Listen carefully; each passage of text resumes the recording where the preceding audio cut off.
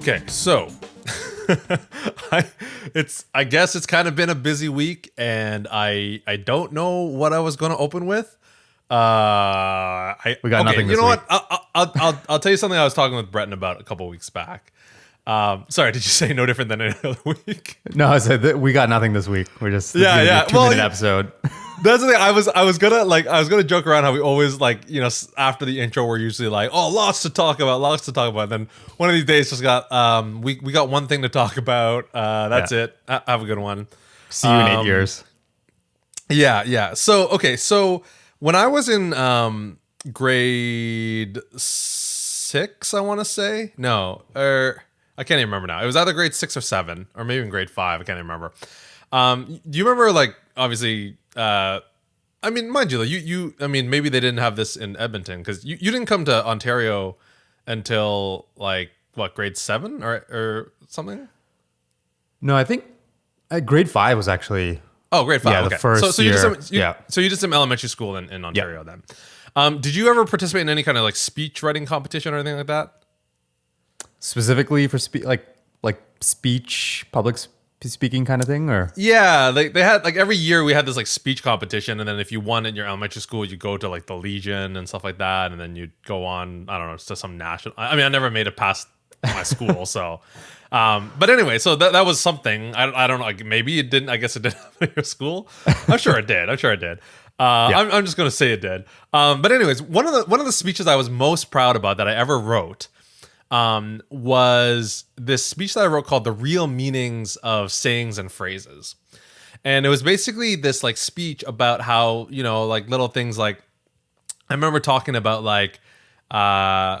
it was almost like a stand-up comedy routine, but I was in grade 6, and I remember saying things when people ask you, "Are you chicken?" They mean, "Are you rotisserie or fried?" And then you would respond, "Eat me because you're chicken." I was so proud of how funny I was, even though very mediocre jokes. I remember my friend actually convinced me to put an O.J. Simpson joke in, which definitely flew over everybody's head. Wow. Anyways, how grade 5? What year was that? This was. You don't have to say. I don't know if you want to date yourself. But. No, it's okay. I just gotta calculate it. So 2001, I was in grade 9, so about 95, 96. Okay, so OJ was not that long before that. Yeah, it was a hot topic, definitely a hot topic. Yeah. And so it was funny because I did this big speech, and the entire crowd was loving it, and they're laughing, and I again, it was but it wasn't based on anything. It wasn't based on fact. It wasn't based on any research. And as a result, I didn't win. I didn't even come third. I didn't even come close to placing anything, because all the judges were "Oh, we want meaningful, educational material, right? Stuff like that, right?" And so I didn't win anything. But again, I was pretty proud of it. Anyway, so recently, I started thinking about a phrase and a saying, and I thought it kind of made me think of that speech, and that's why the intro of this. So the saying, "What doesn't kill you makes you stronger." Yeah, and I know the intention of the saying, right? If something hurts you or attempts to kill you, if you go bungee jumping and you don't die, what doesn't kill you will make you braver and stronger, and you'll learn from the experience and all. I get it. I understand the saying. I just disagree recently with the wording and the way it's phrased, because they're just saying anything that doesn't kill you makes you stronger, and this is supposed to be some brilliant revelation. Yeah. But I mean, come on. I mean, yeah, I know that. Working out doesn't kill me, and that makes me stronger. Yeah, that's pretty obvious. Eating healthy food doesn't kill me, that makes me stronger. That's pretty obvious. So my beef is that the phrase should be, "What attempts to kill you but doesn't kill you makes you stronger." I think that would be a more accurate phrase, but maybe not as catchy. Yeah, I feel that the whole phrase in general is not very accurate, because there's plenty of things that won't kill you, and you're clearly weaker after. Yeah, that's the other part. You're right. That's the other part, right? It's some horrible disease that leaves you way worse than you were before. But again, I guess you're supposed to, I don't know, If you survived it, then I don't know. Yeah, you're right. So there's a lot of problems with this phrase. I get it. I don't want you people writing in and being, ETC podcast, so stupid. It's a good song too, right? It's Kelly Clarkson song. Oh, Kelly Clarkson. Yes, exactly. Yeah. It is a good song. But you know what? I'm gonna be eating my own words here. Somebody's gonna write in and just like the aluminium thing, like I'm gonna flood of emails saying how wrong I am on this one. So, all right. Welcome to the ETC podcast, your one-stop pod for entertainment, technology, and cars, and all things random.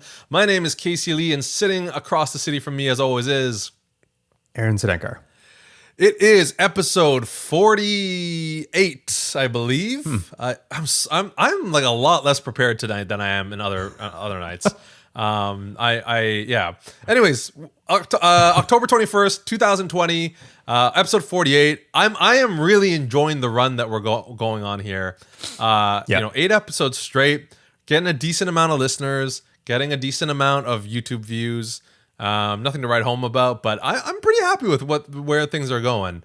All right. This might be the end of the streak, depending on how how well today's episode goes. But yeah, exactly. This is impressive. 8 weeks. That's 8 weeks. Again, not as strong as our top seasons. Again, season 1 or 2. Again, there's quite a few, but we definitely surpassed a lot of other seasons. So, let's get to the news here. And actually, like no surprise, there is actually a lot to talk about. And there's a couple things I want to talk about that I didn't get to talk about actually in previous episodes. Some things that I'm still relatively excited about. A lot of these things I usually just say, like, you know what, we didn't talk about it. We'll just throw it down to the bottom and never talk about it again. Like the LG Wing, who cares? It's done. Forget it. But there are some couple things that. Yeah, there you go. Look it up. The LG Wing, a very interesting phone. Check it out. But we're not here to talk about that today. So, do you remember what I consider in my lifetime one of my at the time at least, like in future spec or however you call it? What's the opposite of retrospec? Like if you were in the past and could see into the future. Foresight? Yeah. Okay. But you know what? It would be still retrospect because it's still the past of today. So in retrospect, it was actually a good thing. Anyways, okay. Do you remember at the time I said this thing, and in retrospect, it actually was not the case. But at the time, I said this was the most frivolous thing I've ever spent my money on. Can you, keeping in mind this is ETC podcast. Well, mind you, I mean, anything I would purchase anyways that's frivolous would be ETC related anyways. Can you remember what I considered at the time the most frivolous thing I spent my money on? And still, I've never had that feeling since, where I bought something, it was really expensive, and I was like, just like, why am I spending this much money on this like category of device? How long ago was this? What's the time? What's the time frame here? This would have been probably 2013, 2014. Oh, okay. So this is going back. Yeah, kind of. I'd say in that kind of time frame. I can't even guess. Okay. No. I will reveal it. So it's the Nest, the thermostat. Oh, okay. Yep. Because at the time, I mean, it was, I think $250 Canadian, maybe $300 even. Right. Which again, right now, it's still expensive. It's still, I think, around that price. It's like still $200 something or whatever. But now I think nowadays people are more in tune with, smart devices, smart home, Internet of Things, that kind of stuff. At the time, I was like, why am I spending $250 on a thermostat? Because the typical thermostat is what, $30, $20 maybe? Yeah, and you had one. Like most people have one already. Yeah, exactly, right? Exactly. And so at the time I was like, this is the most ridiculous thing I've ever bought. But now, I mean, obviously, I think it's one of the best things I've ever bought. Actually, it's a great device. But I don't know if you heard, but a couple of weeks ago, Google actually announced cheaper Nest thermostats. Okay. So these are, I think, I don't even know what the price is, but they are a lot cheaper. And contrary to, I don't know if you remember, they released kind of like this plastic looking Nest a couple of years ago. Yeah, it was like white or gray. Yeah, exactly. Something. Yeah, exactly. Yeah. And it was like kind of the cheaper entry level kind of Nest to get, right? So these new ones though, so that one, for example, I thought looked ugly. It was terrible. I'm sorry, it wasn't terrible, but it it was worth almost spending the extra money to get the fancier looking Nest. And that's one of the big things about Nest, right? It looks so nice, right? The plastic one does kind of look like an old thermostat or whatever, right? So they have released a new set of thermostats that look gorgeous and are cheaper. Again, I have no idea how much they cost. They've gotten rid of the turn dial. It's now like a kind of touch on the edge kind of thing. Okay. So yeah, anyways, check out the new Nest thermostats. They look great. And if you don't have a smart thermostat, I tell you, when you're lying in bed and you're cold or you're hot and you can just reach over to your phone and change the temperature, like, it's the way to go. So yeah, Nest is, like Nest has been interesting, I guess, since they got bought by Google. I don't know how you feel about it, but, especially with that, that first generation thermostat that came out, right? Like at the time it was like, whoa, this is something impressive, right? This is something new. Yeah.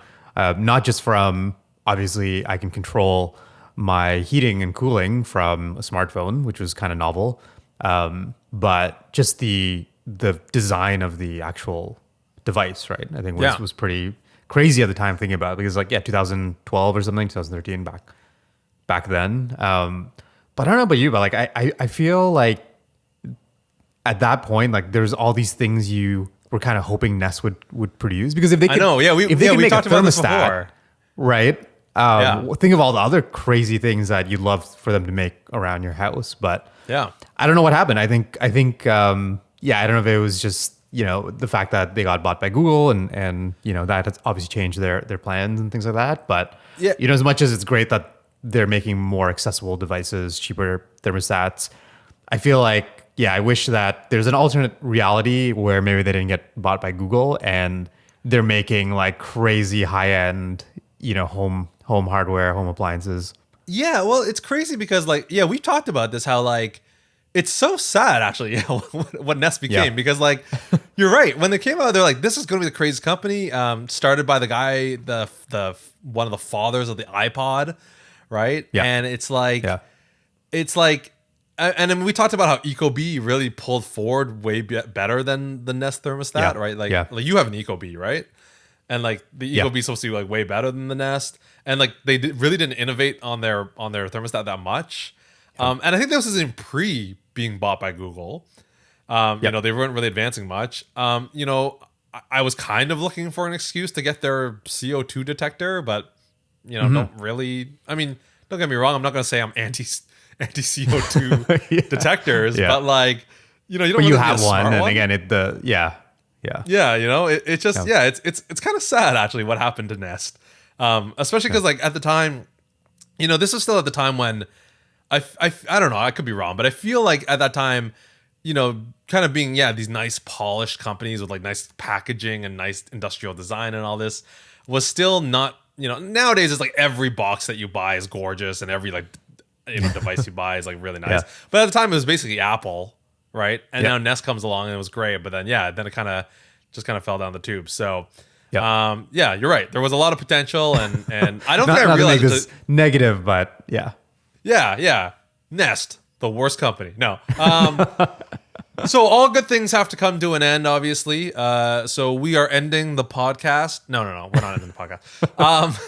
So I don't know if you heard, there was an announcement today, but I guess my theory is maybe because of the lead star's amazing new musical career.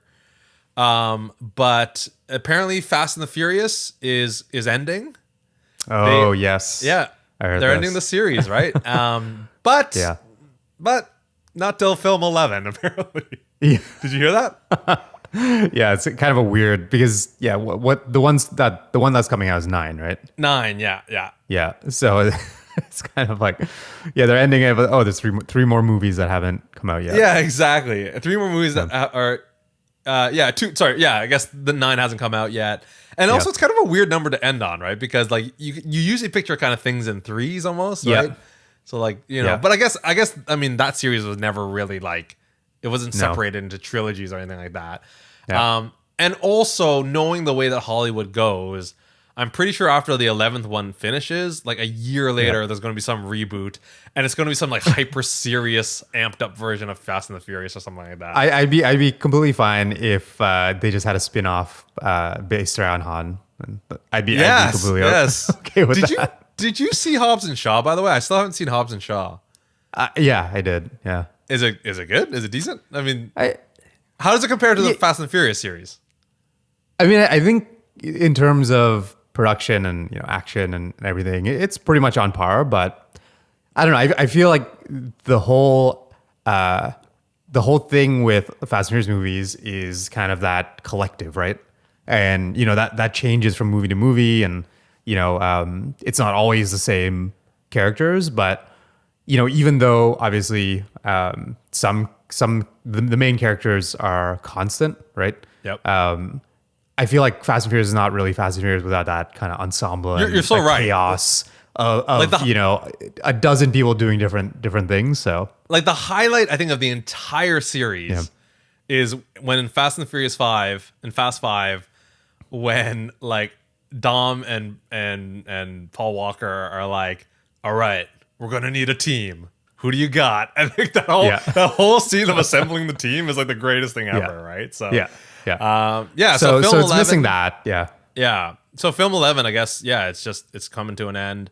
I mean, again, I am just blown away by what that series became. Right. Like I remember going to see the fourth one with you in the theaters. No, fifth one. I remember seeing the fifth one with you in the theaters. Actually. Yeah. Maybe the fourth one as well. I can't remember. But I remember being like, okay, this seems to be getting better and kind of interesting. And then at one point, Breton kind of saw the first one on TV and we're like, well, why don't we watch them all? And I just couldn't believe how well everything kind of like fit together and what that series became, right? Yeah.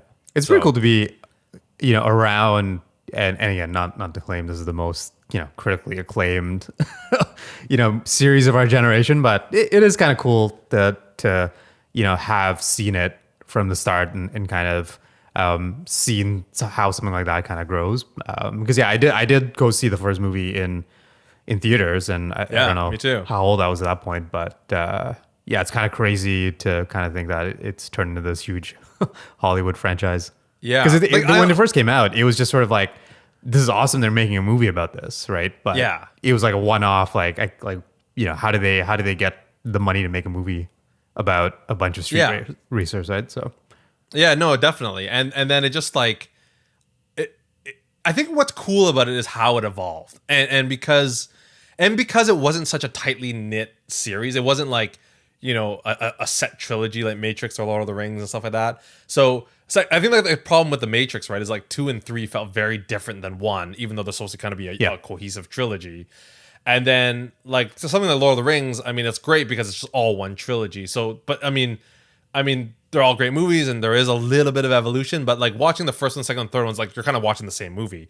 What's kind of interesting about Fast and the Furious is that it really changed, like from 1 to 2 to 3 to 4. I mean, 5, they kind of found I think 4 and 5, they kind of found their stride, and then now 4 to 8 and 9 are kind of similar. But to get to 4, it was like, wow, it's this kind of really weird thing. And I was really late to the game. I didn't see 2 and 3 for a really long time. So it was kind of cool to kind of go back and see all that kind of come together, right? So yeah. All right, 11. Film 11. What year is that? Yeah, good question. Well, we don't even know when 9 is coming out, so God knows when 10 is starting production. 2030. We'll see. A little bit of Disney news. Soul. Have you heard of Soul? Pixar's new movie. I don't even know if that's Disney news anymore. I mean, does Disney still own Pixar? I don't even know anymore. As far as I know, yeah. Yeah, they own everything basically now, right? Yeah. So Soul is the new Pixar movie. Obviously, I think was slated for theater release. They have officially announced it is coming out on Disney Plus.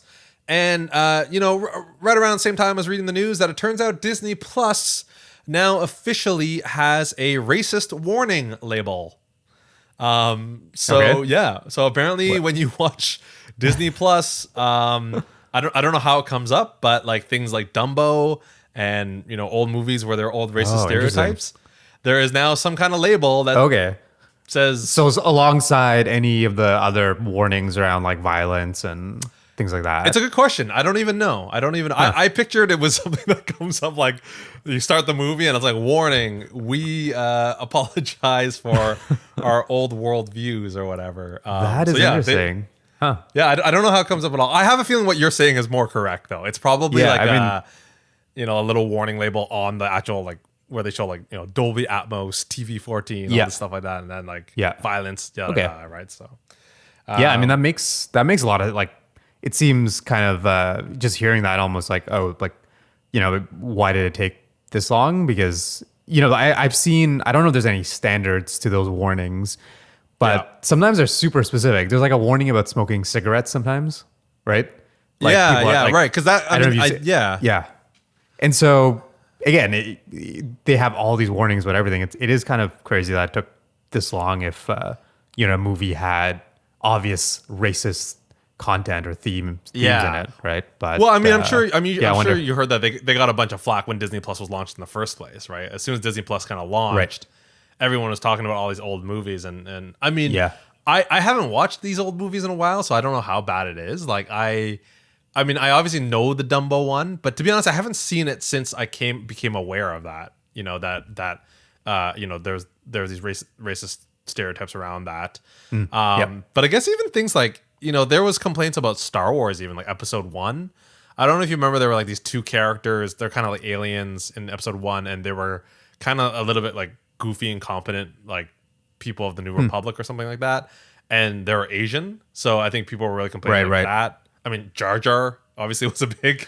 I was gonna say, and you know, not that George Lucas is probably not the most you know, aware because I mean a lot of his characters are essentially stereotypes, right? Like a lot of his original characters kind of play off stereotypes. But yeah, even the first three movies, I feel like the, you know, like I forget what the character's name is, but you know, like the trade chancellor, like the on the ship, like the you know Episode 1, right, where Obi-Wan and Qui-Gon they go on the ship, or they sneak on the ship or something. But anyways, there's like the alien trade counselor person. And has an accent, and I'm like, this seems like a kind of borderline, you know, like trying to take off like Asian stereotypes kind of character. And then when Jar Jar Binks was there, so I'm not surprised by that. Yeah, you know, it is interesting, and I mean, we were talking about this on the weekend, right? When we were all kind of hanging out about like Bill and Ted. You know, there was definitely you watch it, and you do get surprised by it a little bit. You're like, because I mean, when you grow up watching these things, I mean, let's say Back to the Future, for example, right? Like, whenever you watch Back to the Future, I don't think there's anything too bad in that or any kind of dated. I mean, maybe that's why it's timeless a little bit, right? I mean, obviously the stories and the characters and, you know, they talk about the themes are all timeless or whatever. But there's not, but also maybe because we rewatch those so often that we're not super surprised. Like, we've almost, like, if there is anything that would be offensive by today's standards, it's like at this point we're like, oh yeah, we know, we got it, and we kind of know that part's coming up or whatever. Whereas like Bill and Ted I haven't watched probably since like early 90s. And so when I saw it, I was like, oh, okay, that's pretty interesting. Which is not even that long ago, right? So I can imagine, with Disney, because they have such a large back catalog, right? Some of these things were made like 30s, 40s, probably, right? Like going back. Yeah, I can't. Maybe not that far back, but maybe or maybe it is that far back. I can't remember. Snow White apparently was the first like animated feature film they made. I don't know when that came out, but so. So I mean, that's interesting. Yeah. So that being said, there are a bunch of movies coming out. Soul, and there's some new movie about some monster or something that was just announced. I saw some. There's a bunch of trailers that dropped in the last couple of days, and I don't know what's going. I don't know anything about them, but a lot of good stuff. Like from Disney. Disney, yes, but also other things. Definitely. You know what? I feel like at this point, if you're listening to this podcast, you know the deal. Just go research stuff yourself. You know more than us, probably. You might know more than us. Yes, you definitely know more than us. Quickly want to mention, there's an interesting series going on right now called Save Our Stages. So I don't know if you heard of this, but basically it's a benefit to try to save concert venues. So obviously with the big pandemic, concert venues are really suffering hard. Right. So a couple of days or weeks ago, they put together this kind of music festival, a virtual music festival, with the likes of Dave Matthews, Jason Mraz, a couple people, and they kind of set up these people in like the stages, obviously performing to nobody, to kind of raise a bunch of money. So I think they have like $1.2 million raised at this point, but they are still accepting donations. So yeah, if you want to support, live music and concerts and all that stuff, definitely check out Save Our Stages. And on the topic of music, just really quickly, before we go to break, did you know that you can now hum a song in the Google app to search a song, and you can also search by lyrics in Spotify. Okay, cool. Yeah.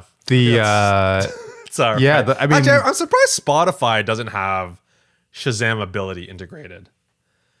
Like, I feel like that would be they don't have what? Like a Shazam. I mean, I know Apple acquired Shazam. Does Shazam have like some kind of proprietary rights on song recognition, or are they just the best at it? I don't think. I mean, there's more than one app for sure. So I don't think. Right. I don't think they're the sole kind of company that can do that. But yeah, you're right. I'm surprised Spotify hasn't kind of picked that up. But that lyric search is kind of interesting because there's a lot of times where like I just have like a song in my head. I know the lyrics, but I don't know what the song is. So I can see that being useful. Yeah. No, that actually, you know what? That's a lot of the ways I discover new music. A lot of times I'm in, it's either new music or a song that I know or I've heard before, but I just don't know what the song is. Yeah. And I'll be like, outside, at a restaurant, whatever, and I'd hear it, and I would like Google the lyrics to find out what it was, right? So, I think that's super useful. The humming to the Google app, I think that's kind of useful. I thought Shazam was supposed to be already able to do that. Weren't you supposed to be able to sing a song into Shazam and have it? That's what I thought. Yeah, and questionable how well that works. Like I wouldn't trust myself to be able to hum something and Google picks it up, but I'll have to give that a try. We should do a contest where it's like Aaron hums a song, and then people have to write in to guess what song it is. All right. So we'll take a quick break. We'll be back right after this.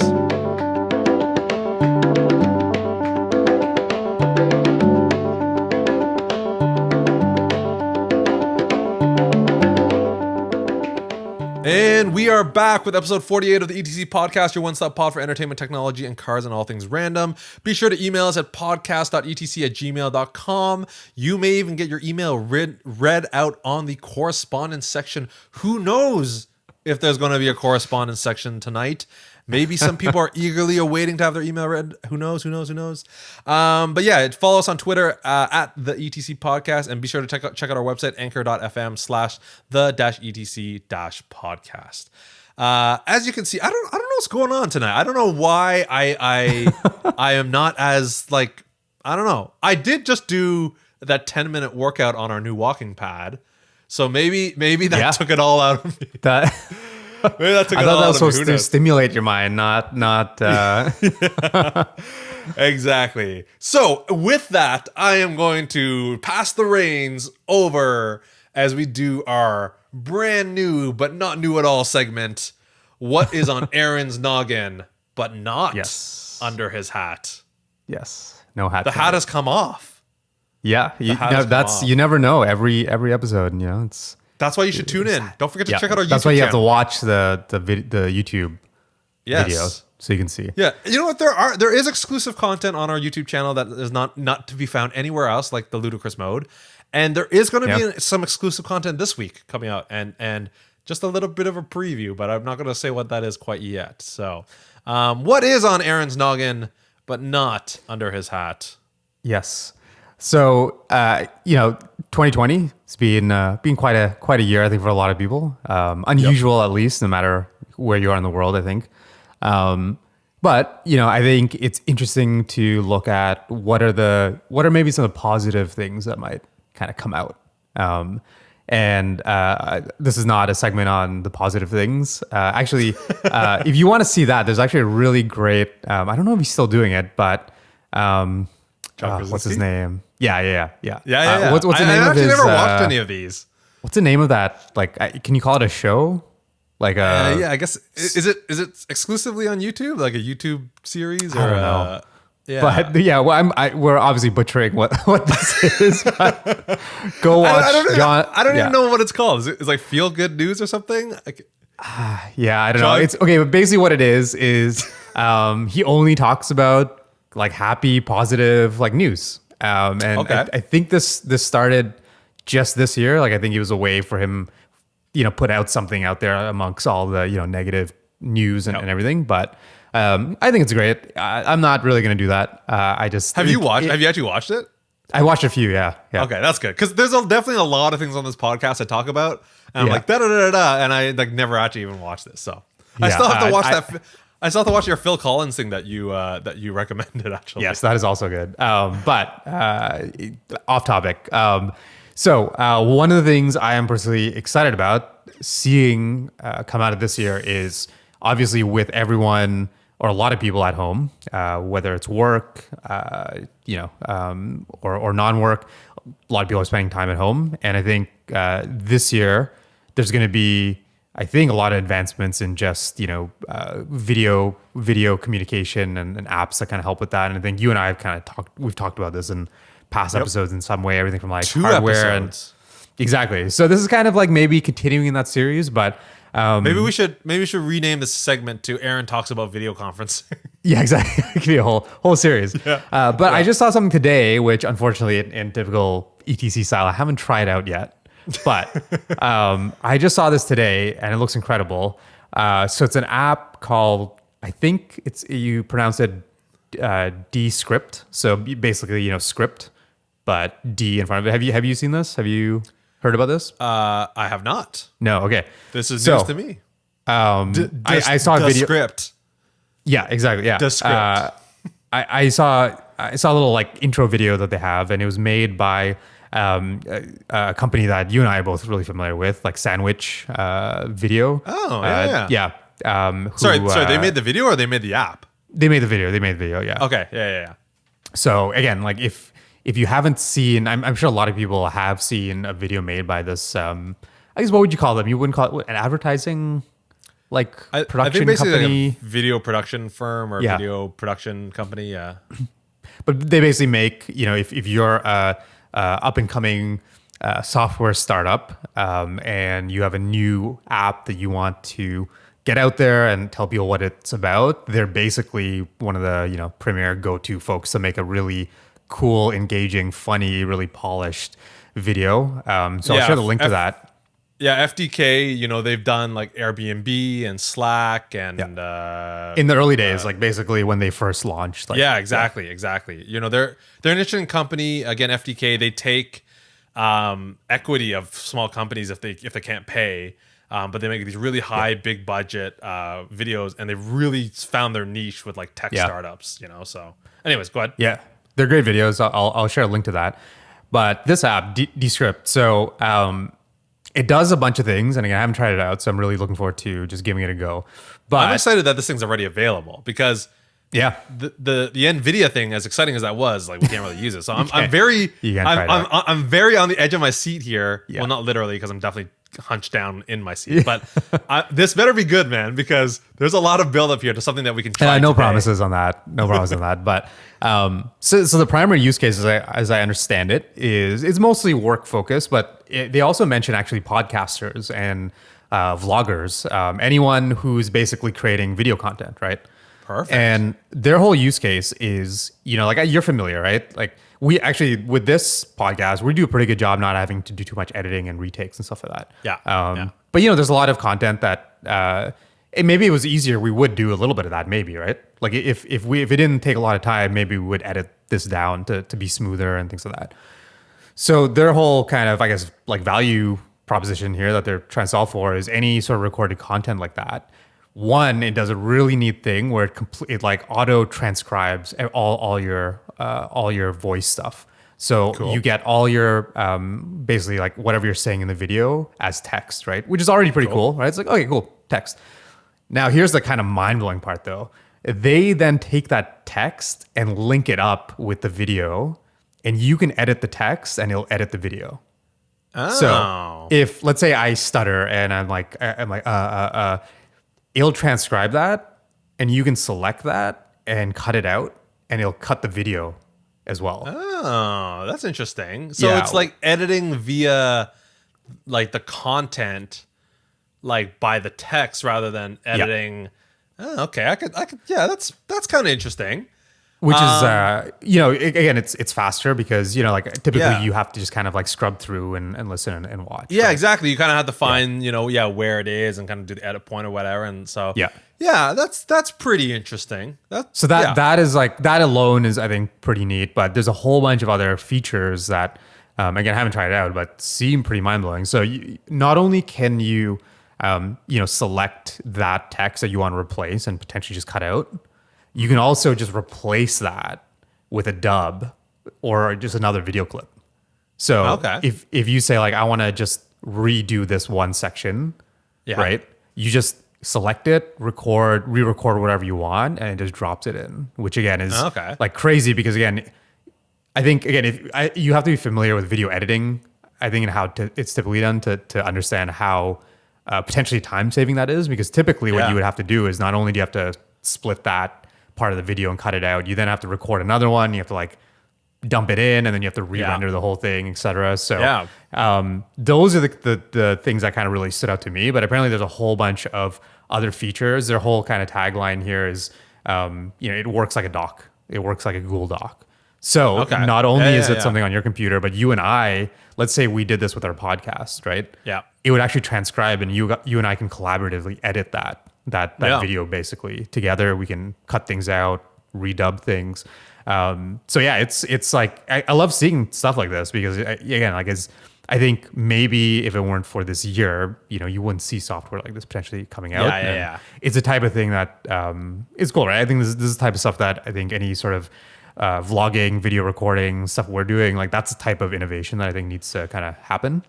I'm curious how successful it will be though, because I feel like it's one of these things that introduces like a new age workflow, right? To a very, I almost want to say like stubborn field. It's kind of like, it's like you have all these video editors and all these video producers who kind of are so used to working a certain way. I remember even when Final Cut 10 that was introduced, it was met with a lot of like pushback, right? Because it was like a new way to edit. Yeah. And I'm curious because I'm trying to think of other apps that are kind of like this, not necessarily for video editing, but like that kind of introduce this kind of new almost like, I don't want to say gimmicky because there's some substance to it, but some new flashy way to do a certain workflow. And I feel like unfortunately, like there's the potential that it just doesn't get picked up enough, but I think the smart thing here is I really don't think, for those that are more kind of advanced video editors and things, I actually don't think this is going to be picked up by that audience. This is all about the creators and just the people just starting to come onto YouTube and things like that. Right? Who have no experience or set workflows. Another big use case I think is, again, in the workplace, so many people are having to just create videos now for the first time. And they didn't do that before. And they're not professionals, right? So how do you everyone is familiar with that really slick kind of vlog style where there's quick cuts and everything's like really nicely. So I think everyone kind of wants that, or a lot of people want that without having to understand the full video editing workflow. So I think this will be really beneficial for them. But you're right. I think this all depends on how receptive is that audience, right? To picking this up. But I think, it's definitely not going to be kind of the experienced folks with established workflows. It's going to be those people that they're just trying to create video content. They haven't done this kind of thing before. And Well, and I really want to, because I mean, don't get me wrong. Like, I embrace these new ways of doing things, and I think they're awesome. But I do question the success. But then you do you like definitely get these companies who kind of straddle the middle a little bit. They're not so new age that it's a brand new way to do things, but they're not as advanced as like the kind of the big guys. Like I'm sure you've heard of Camtasia or you've used Camtasia. Yeah. Like Camtasia was just one of these pieces of software. I was like, man, this is like, I almost don't want to use the fancier editor because this just makes it so much easier to do this, right? And so if they can pull that off, then I'm very, very interested to see. Yeah, because maybe it's not, this is like their V1, right? So it's interesting. Like, I think your example there with Camtasia is like, if these things kind of approach it in a fresh way and they have enough of like early success, what really becomes interesting is like, what is a V3 of this, right? Like, because then it's like, okay, well, if they have initial success, what is kind of the more kind of, advanced professional version of this look like, which I think is really interesting. Yeah. Exactly. So Descript. Yep. Is that, do you go descript.com? Is that? I think so. Yeah. I will post the, descript.com. But if anything, the video, that might be the wrong the video is a fun watch. So yeah, at the very least, these are really just fun to watch videos, even if you don't care about the app or the software. Okay, so if the last 10 minutes were boring and you don't care, at least watch sandwich videos. Yeah. All right. Okay, it is time for. Again, I gotta record some kind of jingle or something like that for these. But anyways, it is time for correspondence, and we have some this week. Nice. Yeah, it's always such a nice surprise because I don't check. I think you check. I don't check. Yeah, exactly. Well, to be honest, it's even a nice surprise for me. I'm always like, oh, someone actually wrote in. So I will start with a text message, which isn't text message, not exactly directed to the ETC podcast. Yeah, but I was gonna say we're not giving out our phone numbers. just pulling for whatever we can get. But it has to do with ETC material that we covered a little while ago. So our friend Brody messaged me today because remember how a couple weeks ago I talked about the Animaniacs is being rebooted? Yeah. So Animaniacs is being rebooted. I actually know the network now. It's going to be on Hulu, is what it's going to be on. So it's going to be on Hulu. But he sent me a link because the date has been announced and there's a trailer for it. And I actually watched it. So Animaniacs comes out on November 20th. This is what he writes me. He's like, I really hope it's as clever as the trailer. So I watched the trailer and it looks really good. It looks like awesome. Very much like the original. Like the voice actors, like it is, right? It's like a lot or most of the same voice cast. At least Yakko, Wacko, and Dot and Pinky and Brain. It's awesome. They didn't have any other people appearing. And Spielberg's still producing or involved in some way. It's still called Steven Spielberg's Animaniacs. I don't know. Yeah. Maybe he just gets royalties now or whatever. But yeah, the comedy seemed good. It had that really good feeling. I was like, man, that's like this could be really good. So definitely check out the Animaniacs trailer. And thanks to Brody for writing in and giving us a little bit of correspondence. But that's not it. We have more correspondence. Awesome. Can you guess from who? From whom? From who? From whom? From whom? I mean, we have a few super fans, so likely from one of them. But I won't. Yeah, maybe it's a new person. It's from Andrea. No, it's not from a new person. Our regular correspondence contributor. We may as well call her a contributor now to the podcast. Andrea. What I like about Andrea's correspondence is she labels them with an episode number, so like we can see which one it had to do with. So episode 47. Yes, exactly. So helpful, unlike us. Okay. Hey guys, as always, love your fun fact intro bit. I didn't know that. I actually read this email and I didn't actually catch that the first time. So hats off to me. Hats off to me. This listen, my musical ears were turning with ideas. That's cool. This might be more trouble than it's worth. Oh, here we go. This might be more trouble than it's worth.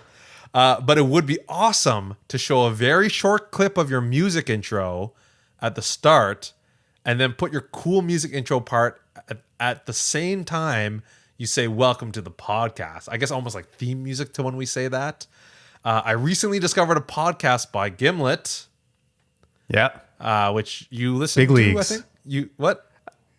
Gimlet is like they're I guess a podcast producer. Like they're a company that funds and has a bunch of podcasts. So They're the ones who are like a startup themselves or something like that, or were a startup. they or were, something? yeah. I mean, they're Yeah. very meta, but I think their first podcast was basically them starting a podcast company. Okay. Have you listened Yeah. to their one called Surprisingly Awesome?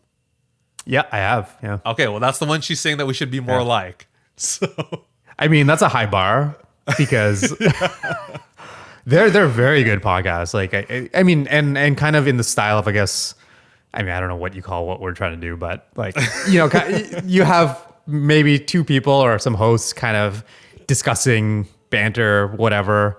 But that's quite a high bar. So I mean, that's like, thanks is for their putting us format- in the same.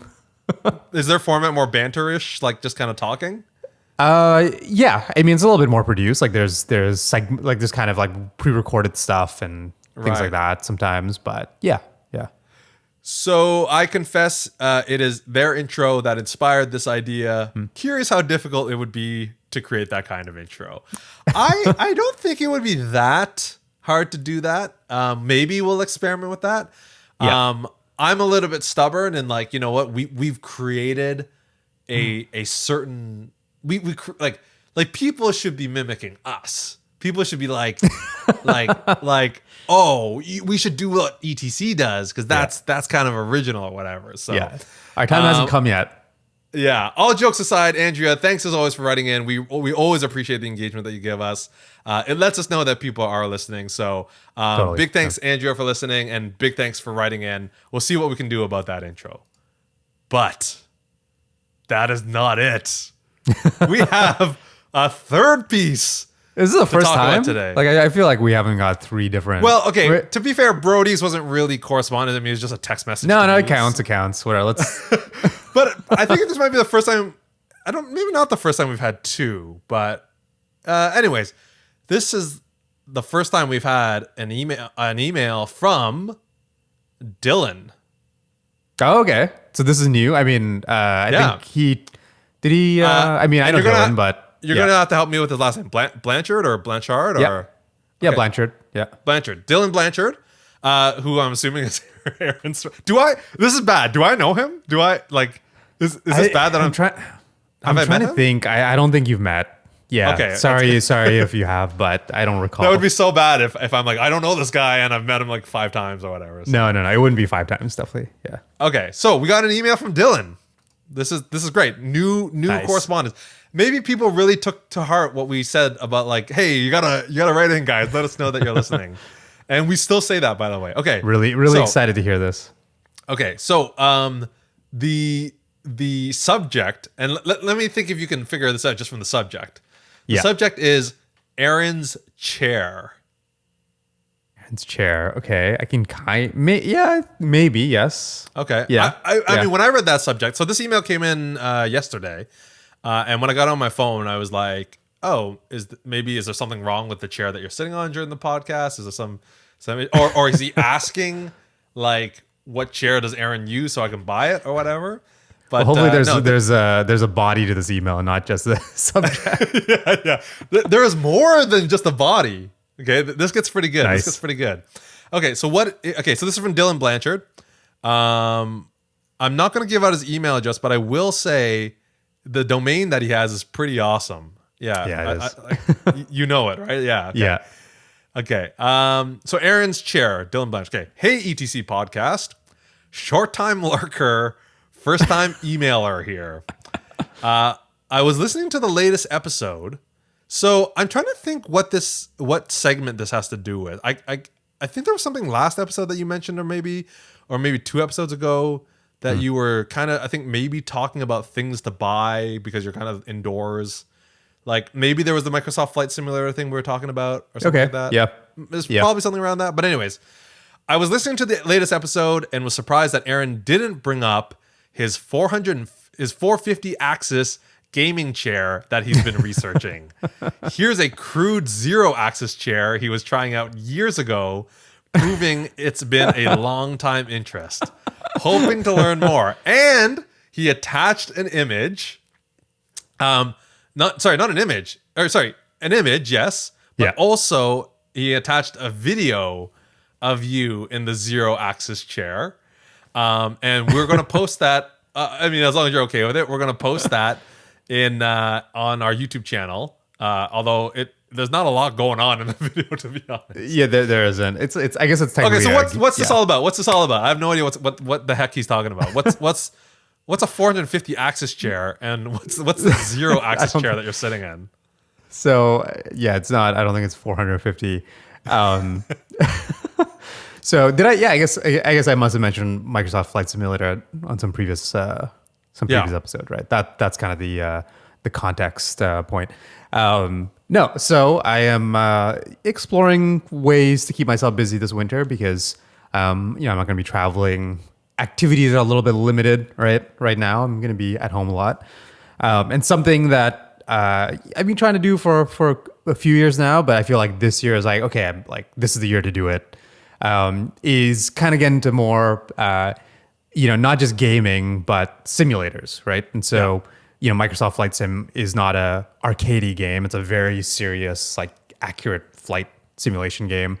But, I've been also thinking about this for driving games, things like that, like other flying games.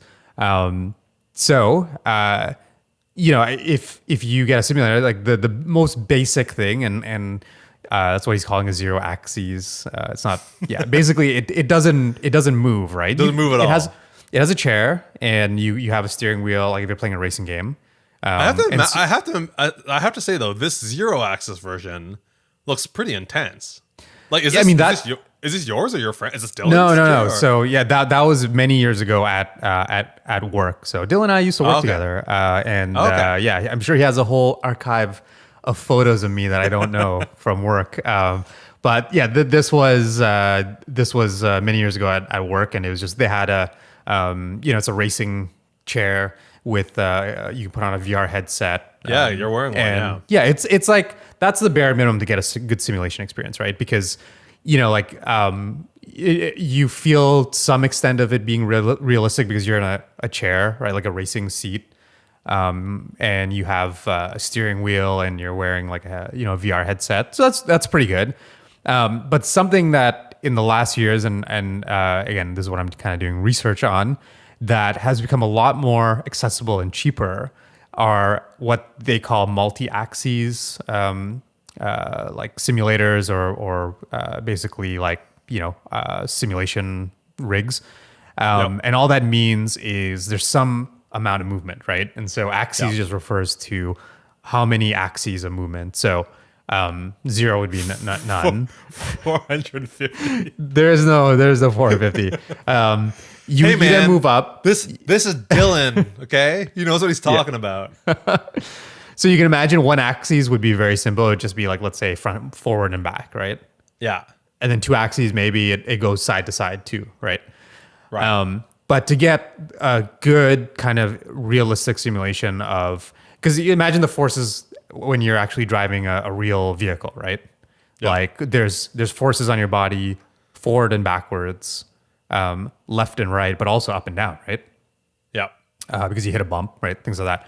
So 3 axes is actually the bare minimum that you need to get all the sensation of like when you're braking, it actually moves. And I can post a video of like one of these setups. So basically, it's a chair mounted on a bunch of like pistons that move.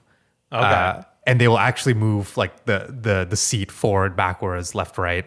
And so you can get a 3 axes setup.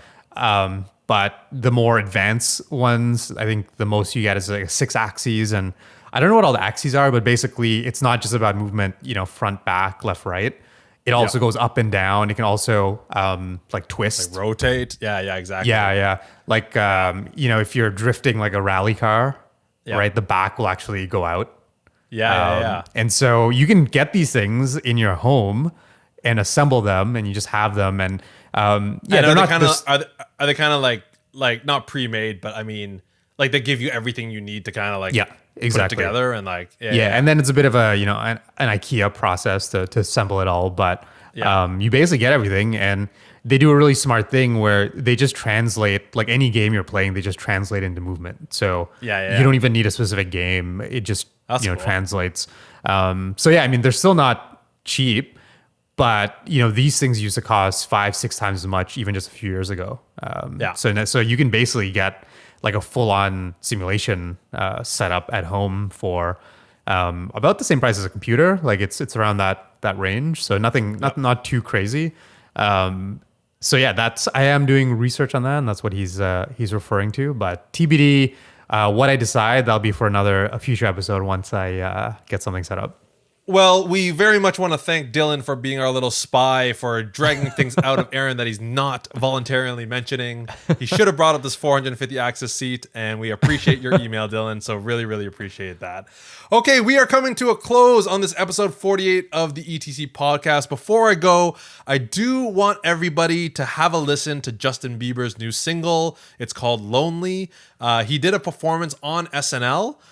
Which was awesome. And I was like, man, this was a really good song. It sounds great. Then I looked more into it and listened to the lyrics. Have you heard this song?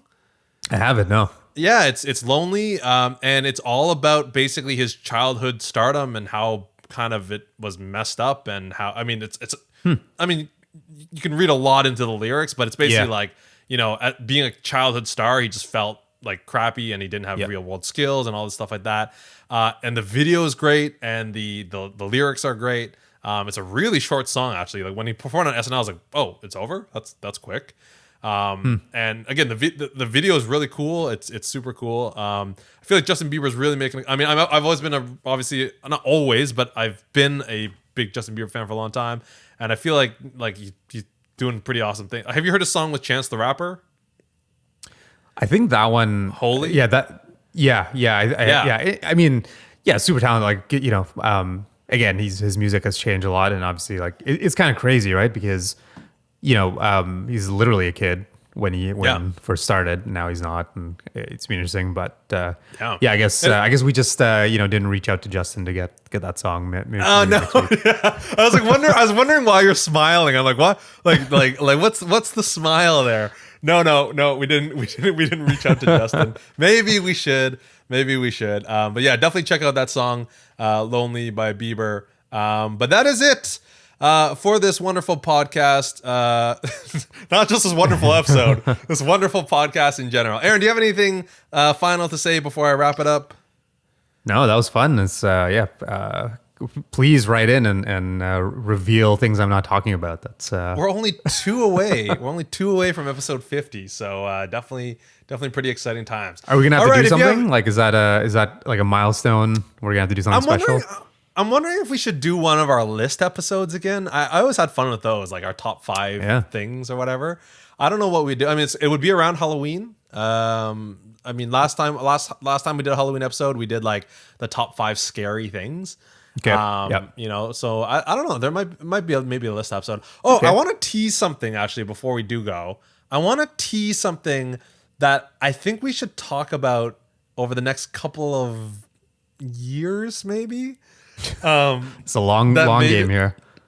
So, just really quickly, a couple of episodes ago, I joked around about the idea of a 24-hour episode of the podcast. And ever since I mentioned it, I started thinking more and more about it. And I started thinking about how it might be possible, but also how difficult it might be. Like, there's definitely a lot of logistical issues of like, well, do we have enough hard drive space to record 24 hours of audio and video and all this stuff? And what happens if the recording stops in the middle? Like, how do we do? Like, there's a lot to coordinate for a 24-hour episode. Breton suggested maybe we attach it to a fundraiser or something. We raise some money for people or something like that. But I want to tease that idea and keep talking about it because I think it would be pretty awesome if we attempted someday in the future to try to do a 24-hour episode of the ETC podcast. Anyways, all right. If you have any questions, comments, or concerns, feel free to email us at podcast.etc@gmail.com. The ETC podcast is currently hosted on anchor.fm and distributed to all your favorite podcast platforms, including Apple Podcasts, Spotify, Overcast, and more. Be sure to check out our YouTube channel where you see a lot of exclusive content, but also a video version of what this is, So if you're a hardcore fan, you'll listen to it first, then you'll watch the video version. And sometimes there's even some hidden messages and hidden, like there was an episode with a hidden puzzle. like 2 episodes ago. There's a little brain teaser in there. So lots of exclusive stuff on our channel. We have at least 1 or 2 views on some of those videos. So definitely try to get some more there. Follow us on Twitter at the ETC Podcast, and follow in Andrea, Dylan, and Brody's footsteps. Be sure to correspond to us. We love it. It is fun. Big thanks to all those people for writing in. But as of now, that is it for episode 48 for this wonderful October 21st, 2020. We hope everybody has a wonderful, wonderful, wonderful Wednesday evening. But if you're listening to this on another day, be sure to enjoy that day of the week as well. All right, my name is Casey Lee, and sitting across the city from me as always is Aaron Zdenkar. We'll see you guys later. 450 axes.